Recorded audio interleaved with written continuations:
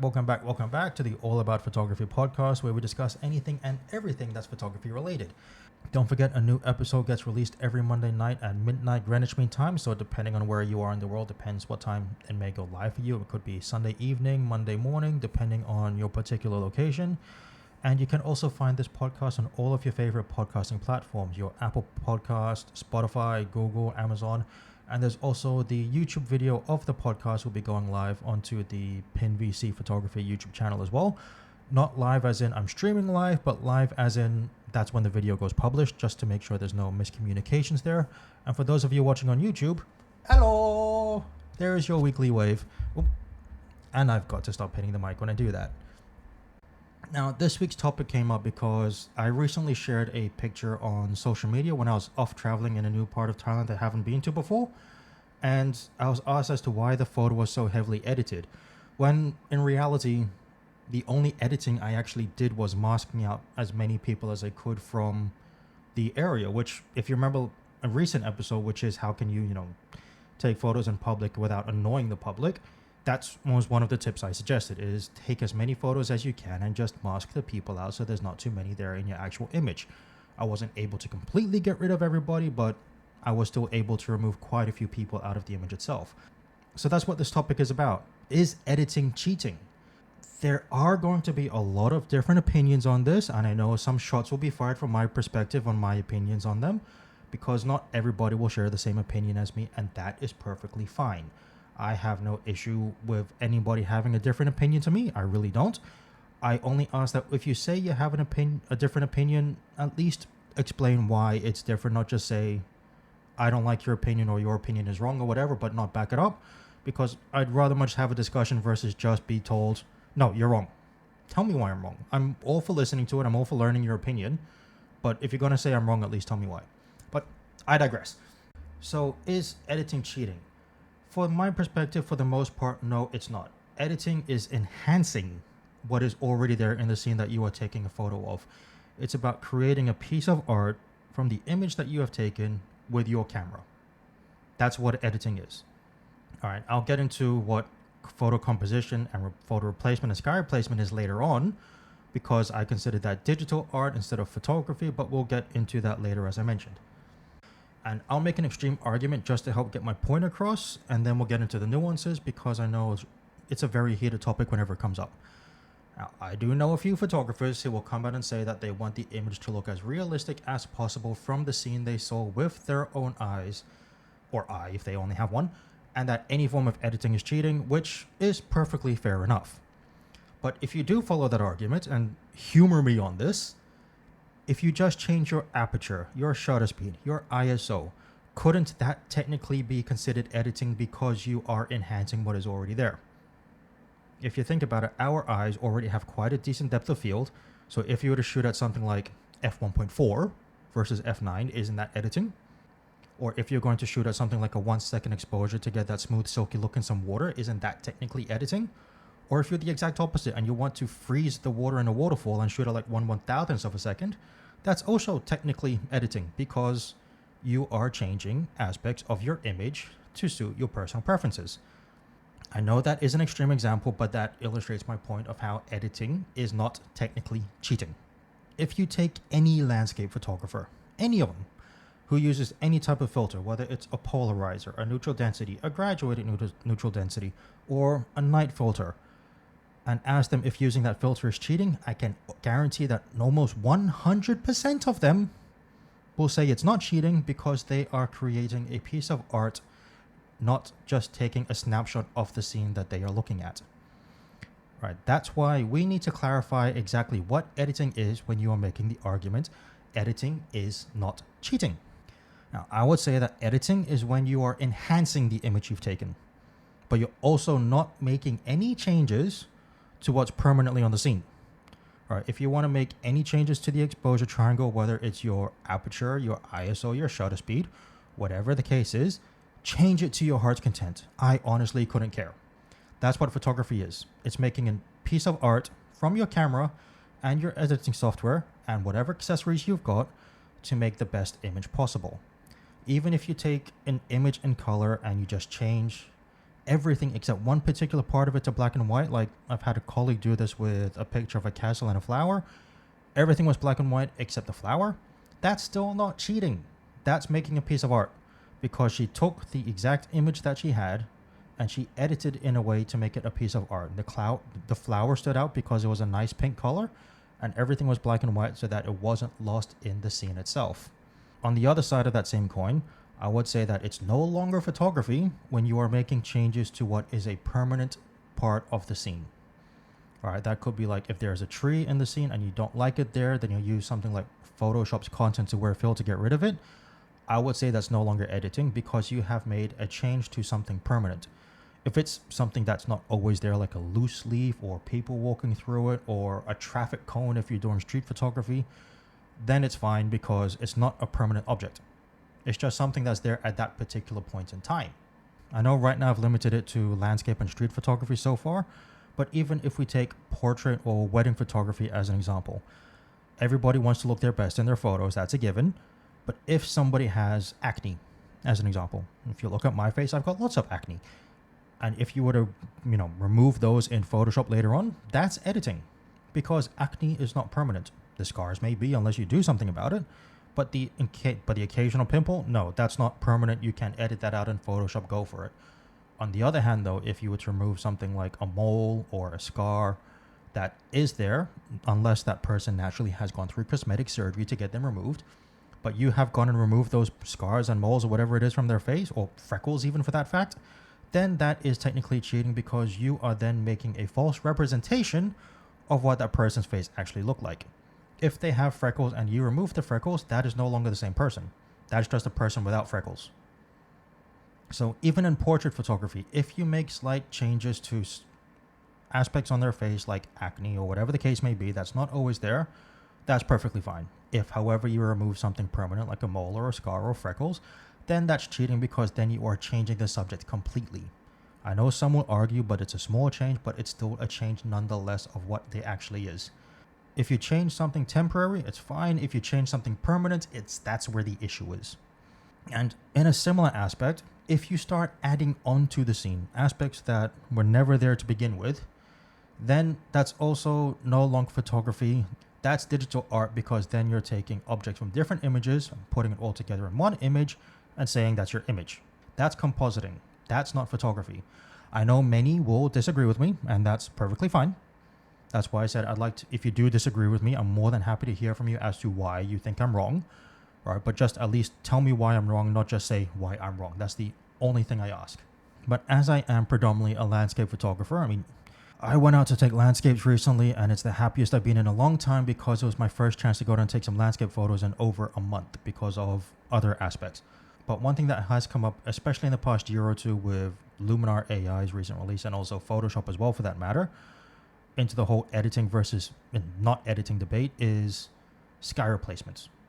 Now, I honestly do not care if you replace the skies in your photos. I really don't. I don't do it. If the sky doesn't play the way I like it, I just accept it as is and I try again another day if I can.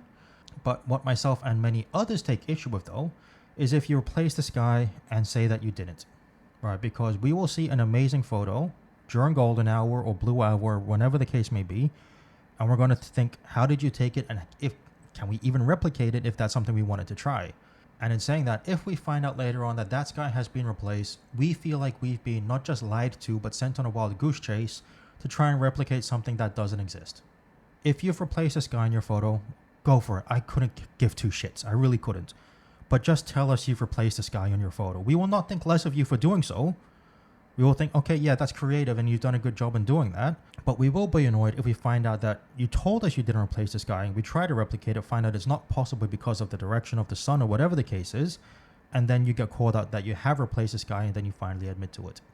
All right, this has actually happened to quite a few photographers. One case in particular that comes up is someone claimed to be a storm chaser, but a few people noticed that the storms looked exactly the same in different locations, different times of the year, different everything. And they said, hang on, why are the clouds looking identical in every single one of your photos? Now, that particular photographer doubled down and said, no, these are exactly as how I took them. I didn't replace the sky. I didn't do anything, etc., etc., etc. But the evidence stacked up against them, and eventually, well, that photographer actually just went silent. They didn't come out and say, I replaced this guys. They stuck to their claim that all of the pictures were taken as is, but they just went silent. They just stopped posting. And a lot of photographers did get annoyed because this person was showing amazing images, building a name and a brand for themselves, getting lots of followers on social media, which I know is a vain thing, but it still matters to a lot of us. Photographers got annoyed because they were lied to. Whereas if that person came out right from the get-go and said, this is this guy I took from this location and I put it over here, more people would have just been amazed by the piece of work that they put together versus actually caring how they did it. They care about the end product, not the process. But what they hate is when you lie to them about how you did the process. Nobody likes being lied to. I can guarantee you don't like being lied to. Nobody does. I hate being lied to. And if somebody lies to me, I don't talk to them again. I don't care who they are.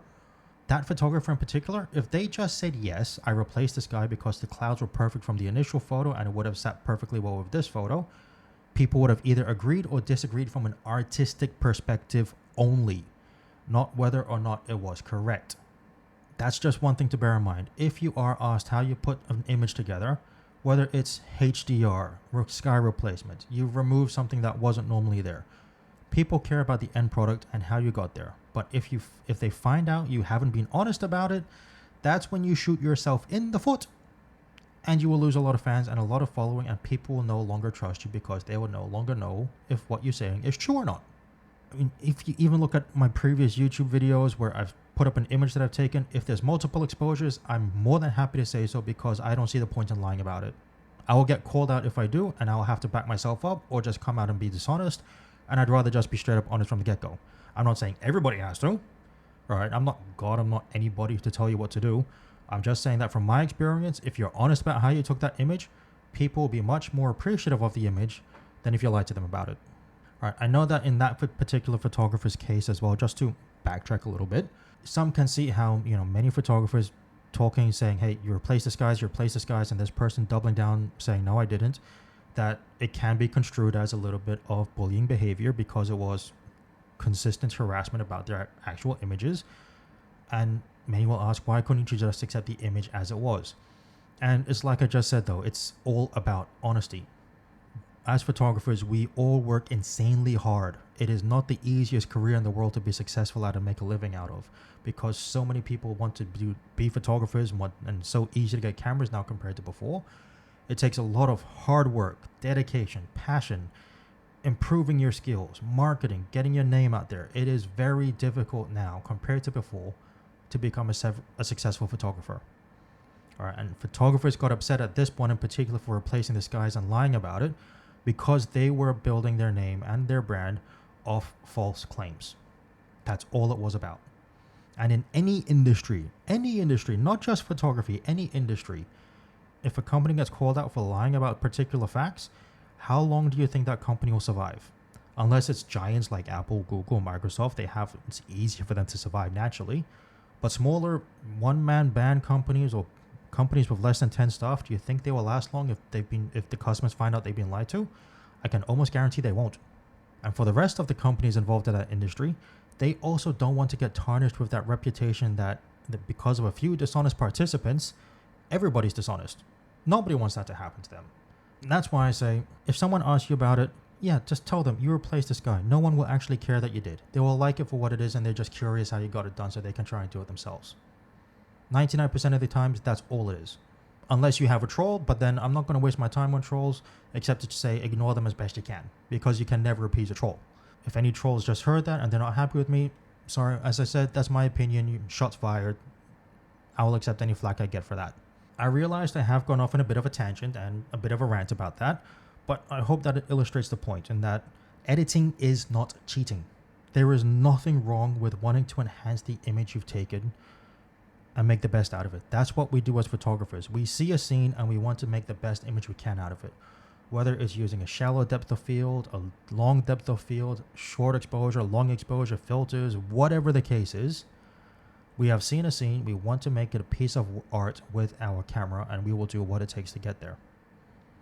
But we also have to make sure we be honest about it at the same time if we're asked about it. If nobody asks, then who cares, naturally. But if they say, hey, did you change the sky, or what filters did you use to get this, just tell them. because I can guarantee the person who's asking you is curious how you did it because they want to give it a go themselves to see if they can replicate it. Maybe not the exact image, but at least something similar. Nobody's going to care and judge you if you've done sky replacements or HDR photography. Only gatekeepers and trolls are going to care and look down on you for that. The rest of us, if you see an amazing image, we're going to think, how did they do that and how can I do it? I was like that for me when I was still living in Sydney, seeing lots of amazing pictures of the Harbour Bridge. I just thought, how the heck can I get that? Then I realized the only way to get that is to be there at the right time with the right conditions. That was it. And backtracking again a little bit, I am not justifying the bullying behavior that happened to that photographer. I'm not. All right.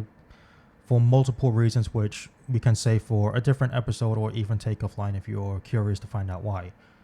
It's just that everybody just felt deceived to and lied to when that photographer said, no, these pictures are real and taken as is. But that's why other photographers weren't happy when they didn't just say, yep, you know what, I replaced this guy. Or I used the same image over and over again in this guy. Nobody would have cared if they said that. Just don't lie about it. I realize I may have gone on quite a few tangents today, but this is also why some photography competitions will actually make you submit the raw files on your images, because they want to make sure that what you have submitted is actually what you took. I actually know of a case where somebody did win a photography competition, their photo was amazing, and they did submit the raw file, but then the judges decided, hang on, you have done a little bit too much content to wear on here for us to be comfortable that this is an accurate reflection of the image you've taken. And as a result, that photographer lost the first prize. If you do a little bit of editing, go for it. If you start changing permanent things and either taking them away or adding stuff on, then that's no longer photography, that's digital art. Two completely different things. Similar, but still different at the end of the day. I know today has been of a bit of a rant. I do hope I haven't offended anyone, but I at least have explained my side of the coin clearly and concisely. I didn't want to go from too many different directions. But if you agree with me, if you don't, let me know. As always, my email address is available in the show notes for you if you do want to reach out to me. Or leave a comment on the YouTube video if you want to do that instead as well. And let me know.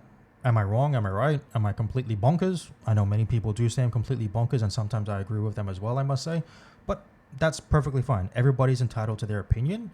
I never expect anyone to agree with me because that hardly ever happens to begin with. Am I right? Am I wrong? Let me know why you disagree with me or agree with me. I'd love to hear from you. And as always, if you have enjoyed this episode, I do thank you for joining in and listening to me this afternoon or evening or whatever time of the day you're listening to this. If you would like to leave a review on your favorite podcasting platform, that would be greatly appreciated. And don't forget to follow along for future episodes or even previous episodes if you wanted to give them a listen to as well. As I said, every episode will come out on Monday, midnight Greenwich Mean Time. So depending on where you are in the world, depends when it may go live. All right, and as always, this is your host, Pien, signing off for today, and I look forward to seeing you next week. Have a good one.